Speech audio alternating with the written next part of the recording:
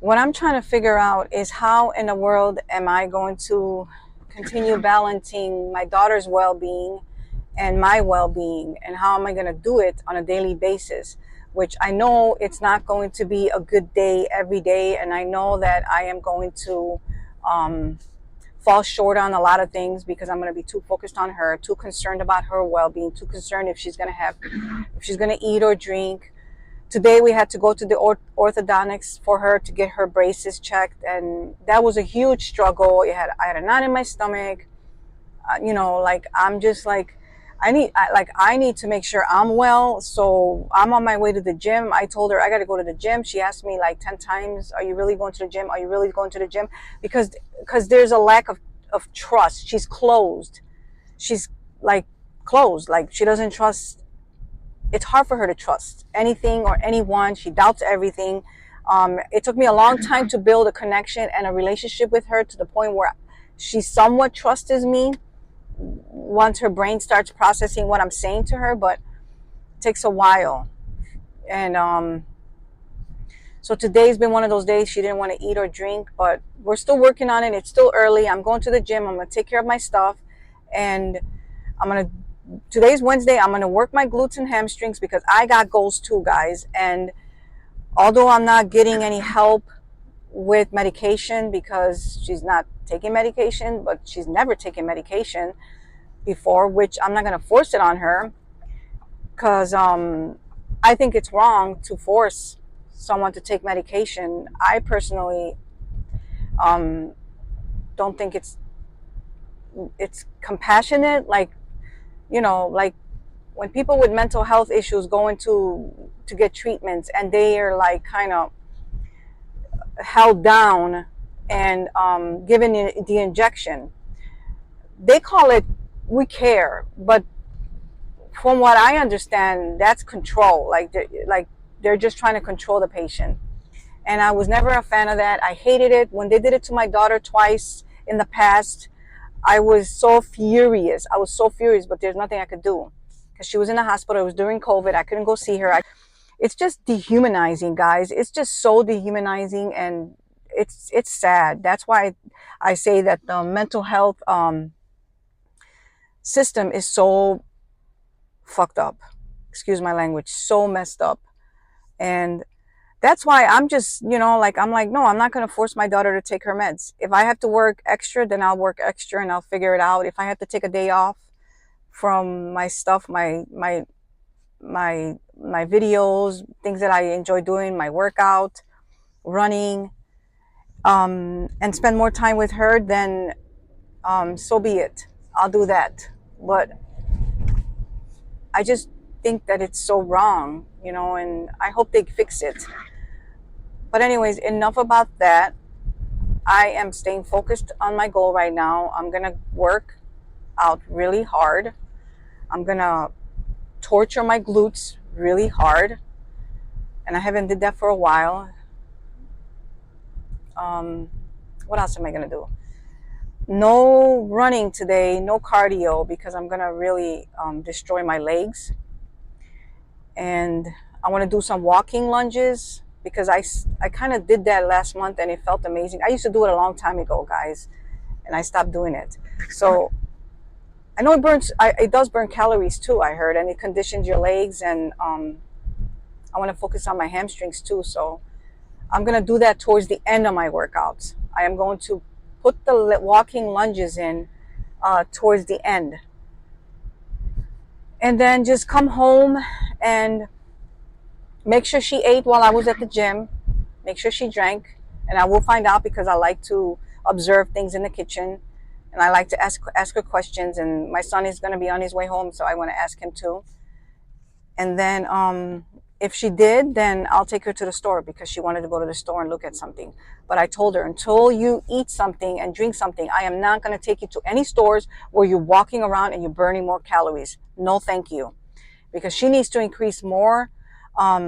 She needs to like have more calories in her, but actually not waste it, because we're trying to have her gain a few pounds, possibly 20 plus. And it's hard because mentally she has a mental block. She thinks she's overweight. She thinks she's going to get fat. And so we've been working with her with that part too. So for now, I will end this video saying that juggling, you know, being there for her and being there for myself, so I'm taking care of myself, is not easy, but we're getting through it. And she's in my care. So I'm grateful that she's with us. I am so grateful that I don't have to worry about her being in the facility, not knowing how they treat her, you know, because there's no compassion in that facility. I mean, let me tell you one story, because I have a few, but let me just tell you one. I went to go see her the first time she was, no, just recently I went to go see her. And right before she came out, the first day, the first visiting day, and they said, oh, you can't touch her. You got to sit across the table from one another and no huggings. And I'm just like, what? Okay. Like, that's your protocol. And it hurt me so fucking bad, because all I wanted to do is reach out and grab my daughter and hug her, because I know that patients that are going through emotional trauma, mental trauma, need that love, need that connection more than anybody, and especially the ones in the facility. So I was like, okay, I'm not going to sit here and argue and prove a point. Whatever, you have the way you were trained, whatever. And towards the end, she's like, oh, you can't hug. I was like, can I at least hug her? I'm leaving. She's like, oh no, because the cameras are watching and I don't want to hear from my manager. I'm like, okay.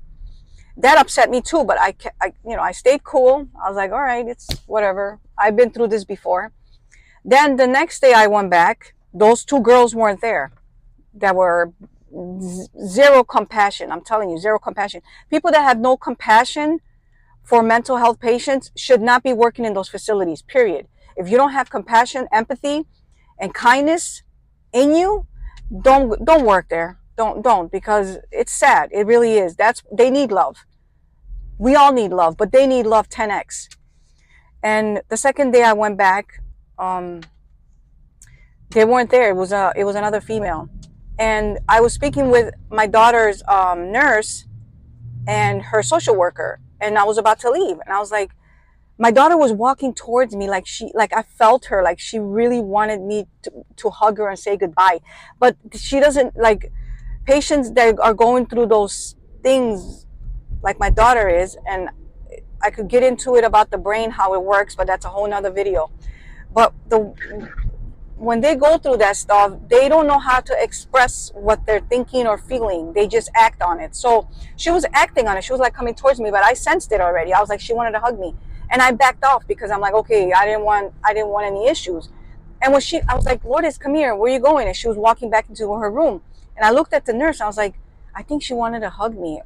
And then the nurse was like, she could hug you. I was like, wait, what? Yeah, you guys could give hugs. I was like, are you serious? She's like, yeah, who told you guys can't? I was like, those two other girls that were here yesterday. She goes, what's their name? I was like, I don't know their name, but they said that the manager is going to say something and the cameras are watching and all this stuff. And she's like, no, you could hug. I was like, oh, really? Ain't this a bitch? You know, it's sad. It really is sad. You know, they need to get it together in those facilities. They need to be on the same page. You need to show some compassion. I don't know how to do it. I'm, you know, like, I'm going through this. I'm learning through this with my experience with my daughter, but it's tragic. We need love. We need that love connection. We need that trust, that bond, that feeling, because it makes us well. It makes us feel good. And it's sad that these facilities don't offer those compassions all the way around. Some do, like I said, the nurse said, oh, you guys could hug. But then the other two girls, where did they come off saying we can't hug? You guys have no idea how furious I was when I found out, even the first time when they did that, how upset I was. But anyways, enough about me venting about that shit, because I could go on and I could say the worst things about these females, but I'm just gonna keep my mouth shut, because I know that the mental health system is fucking broken, needs to be fixed, and we'll see where it leads to in the future. But right now, It's sad. But my daughter's in my care, and I'm grateful, and I will continuously working with her, giving her as much love, as much hugs that I could possibly can, and she allows me to. Because sometimes she locks the door and says, "Mom, you know, like I don't want to see you. I don't want to talk to you." And I get it, you know. I could be a bug, but I'm a mom too, and I care. I care too much sometimes, and that kind of hurts me in the long run, I guess. Well, not in the long run, but sometimes it kind of hurts me with between me and my daughter at the moment. But then the next day we forget and we're back to, you know, being there, me being there for her. But anyways, I'm gonna go. I don't want to make this video too long.